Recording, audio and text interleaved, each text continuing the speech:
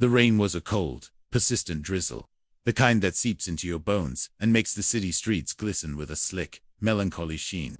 I stood across the street from the Grand Excelsior Hotel, the collar of my work jacket turned up against the damp, my uniform, a simple gray jumpsuit, with my name, Sam, stitched over the pocket, smelled faintly of industrial cleaning solution and honest labor. In my hand, I held a small, awkwardly wrapped gift, the paper already starting to soften. In the humid air, inside the hotel's grand entrance, a different world was unfolding. A world of tuxedos, glittering gowns, and the warm, golden light of chandeliers. It was the annual Chamber of Commerce Awards dinner, and tonight, my son, Alex, was being honored. As the young entrepreneur of the year, my pride was a fierce, burning thing in my chest, a warmth that fought back against the cold night. I remembered the years of working double shifts at the downtown office building where I was a custodian. The ache in my back, a constant reminder of the tuition payments for his business degree. I remembered the quiet satisfaction of seeing his grades, the fierce joy of his graduation, the relentless hope I had poured into his future. I had raised him on my own since he was 10, and every sacrifice, every skipped vacation, every long, lonely night felt worth it for this single moment of his triumph. He was everything I had ever hoped he would be, smart, successful, and on his way to a life I could only ever have dreamed of for him. He had told me the dinner itself was a corporate affair, with tickets priced for sponsors and executives, an excuse that stung, but one I had accepted with a quiet nod. I wasn't a man who belonged in such opulent rooms, and I understood his need to navigate that world on his own terms. But I couldn't let the night pass without seeing him, without congratulating him in person, without handing him the simple, inexpensive watch I had bought, a small token of a father's immense pride. I just wanted to see his face, to share in the glow of his achievement for a moment before I had to clock in for my own night shift just a few blocks away. Through the vast, plate glass windows, I could see the party in full swing. Laughter, champagne, the flash of cameras. It was a world away from the quiet, echoing hallways I would soon be polishing. I pulled out my old phone, my fingers fumbling with the screen, and sent him a simple text. "Hey champ, I'm outside when you get a minute. Just wanted to say congrats, in person, so proud of you." I waited, my breath misting in the cool air, my heart pounding with a nervous paternal excitement. A few minutes later, the Grand Hotel doors swung open, and Alex stepped out, a golden trophy clutched in one hand, looking like a king in his perfectly tailored suit. He scanned the street, and for a moment, his face was lit with a brilliant, triumphant smile. Then his eyes found me, standing under the dim streetlight in my gray work uniform, and the smile vanished. It didn't just fade. It was extinguished, replaced by a look of sheer, unadulterated panic. He glanced nervously back towards the hotel doors, as if afraid someone might see me. In that instant, a cold dread began to trickle into my heart, far colder than the persistent rain. This was not the reunion I had imagined. He walked towards me, his expensive leather shoes clicking on the wet pavement, his movements hurried and tense. He didn't look like a son coming to greet his father. He looked like a man trying to contain a potentially embarrassing situation. "Dad, what are you doing here?" he asked, his voice a low, urgent whisper. The warmth and pride I had felt only moments before began to curdle into a confused, defensive knot in my stomach. "I told you, Alex," I said, holding out the small, damp gift. "I just wanted to see you, to say congratulations. This is your big night." He didn't take the gift. He didn't even look at it. His eyes were darting back and forth, from my face to my uniform, then back to the hotel entrance. "Dad, you can't be here," he said, his voice strained with an emotion I couldn't initially place. "Not like this." I looked down at my own clothes, at the clean but worn gray jumpsuit that had paid for the suit he was now wearing. "Like what?" I asked, a genuine confusion in my voice. "I'm on my break. My shift starts in an hour. I just wanted to see you for a minute. You don't fit the dress code, Dad." The words were quiet, but they landed with the force of a physical blow. He had finally named the emotion in his voice. Shame. He was ashamed of me. Ashamed of my uniform, of my job, of the very work that had fueled his ascent. In that single, brutal sentence, he took my lifetime of sacrifice and reframed it as a source of his own personal embarrassment. The pride I wore from my honest labor was, in his eyes, a stain on his perfect evening. I felt the blood drain from my face, a cold, hollow feeling spreading through my chest. Just then, the hotel doors opened again. and a beautiful young woman in an elegant green dress stepped out. "Alex, is everything okay?" she asked, her voice full of concern. It was his girlfriend, Isabel. Her eyes fell on me, then on Alex's rigid, uncomfortable posture. She smiled warmly at me. "You must be Alex's dad," she said. "It's so wonderful to finally meet you." And then she turned to Alex, her smile fading as she registered the tension. "Alex, what are you saying to him? Your father came all this way to see you." Her reaction, her simple kindness, was a stark contrast to my son's cruelty, proving that the shame he felt was not a product of his new world, but a flaw deep within himself. Cornered and flustered, Alex became even more agitated. "Isabel, not now," he hissed. He turned back to me, his face a mask of frustration. "Dad, I have to get back inside. I'll call you tomorrow." He didn't wait for a response. He turned his back on me, took Isabel's arm, and steered her back into the warm, golden light of the hotel, leaving me standing alone on the cold, rainy sidewalk. The unopened gift felt impossibly heavy in my hand, a symbol of a love that had just been rejected, and a pride that had been trampled into the grimy pavement of a city street. I didn't go straight to my shift. I walked for a while, the rain plastering my hair to my forehead, the city lights blurring through the water on my eyelashes. I ended up on a bench in a small, deserted park, the gift still clutched in my hand. My son's words echoed in my mind, a cruel, relentless loop. "You don't fit the dress code." The uniform I had worn with a quiet dignity for 15 years suddenly felt like a costume of shame. It was the uniform that had kept a roof over his head, put food on his table, and paid for the education that had launched him into a world where I, apparently, no longer belonged. The bitterness was a metallic taste in my mouth. When I finally arrived at the office building for my shift, the familiar, sterile smell of disinfectant and floor wax did nothing to comfort me. The long, empty hallways, usually a place of quiet solitude, where I could think, now felt like a prison, their polished floors reflecting a man I no longer recognized. I was just a janitor, a man in a gray uniform, a man who didn't fit the dress code. My son's shame had become a heavy cloak, and I was suffocating under the weight of it. I went about my work mechanically, emptying trash cans and mopping floors, my movements sluggish, my heart a leaden weight in my chest. My coworker, Maria, found me in the break room near midnight. She was a kind, no-nonsense woman who had worked the night shift with me for years. She took one look at my face and knew something was wrong. "Sam, you look like you've seen a ghost," she said, pouring me a cup of coffee from the old, sputtering machine. I hadn't intended to tell anyone, to give voice to the humiliation, but her simple act of kindness broke down the dam. The whole story came pouring out of me, the words clumsy and choked with a pain I couldn't hide. Maria listened to it all, her expression hardening from concern into a fierce, protective anger. "He said what?" she exclaimed when I finished, her voice a low, furious hiss. "Because you were wearing this," she said, gesturing to her own identical uniform. "This uniform, Sam, paid for the fancy suit on his back and the expensive trophy in his hand. There is no shame in honest work. The only shame in that story belongs to him. Don't you dare let him put his weakness on your shoulders." Her words were a splash of cold, clean water on my face, a powerful and necessary antidote to the poison of my son's rejection. Her righteous anger on my behalf helped me to see more clearly. She was right. The shame was not mine to carry. My work, my life, the sacrifices I had made, they were honorable. They were the foundation upon which his success was built. For him to be ashamed of that foundation was a flaw in his character, not in mine. The obstacle I had to overcome was not my uniform or my station in life, but the creeping, insidious feeling of shame that my own son had tried to burden me with. As I finished my shift that morning, watching the sun rise over the sleeping city, I felt a flicker of my old pride return, a quiet resolve to not let my son's weakness define my worth.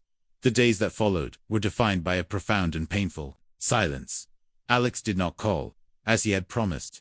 There was no text, no email, no apology. Each passing day, each unanswered call from me, was a fresh wound, a confirmation that his actions on the rainy sidewalk were not a momentary lapse in judgment, but a true reflection of his feelings. The silence was an accusation in itself, a clear message that he was doubling down on his shame, hoping, perhaps, that I would simply disappear, that the inconvenient, blue-collar father would fade into the background of his new, polished life.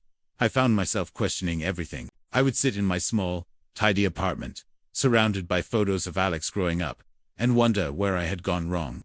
Had I not taught him the value of hard work? Had I not instilled in him a sense of gratitude, of respect for his roots? The pride I had once felt in his achievements was now curdled with a deep, bitter disappointment. Was it all worth it? The endless shifts, the financial struggles, the lonely years. Was it worth it to raise a son who, upon reaching the pinnacle of his success, would look at his own father with embarrassment? The question haunted my long, sleepless nights. A week after the awards dinner, a courier delivered a box to my apartment. Inside, nestled in a bed of satin, was the heavy glass trophy Alex had won. His name and Young Entrepreneur of the Year engraved on a small, gold plaque. Tucked inside the box was a small, typed note, not even signed. It read, "Thought you should have this.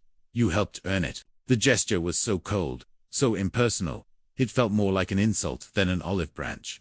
It was a transaction, a payoff, a way for him to assuage his guilt without having to actually face me, without having to offer a genuine apology.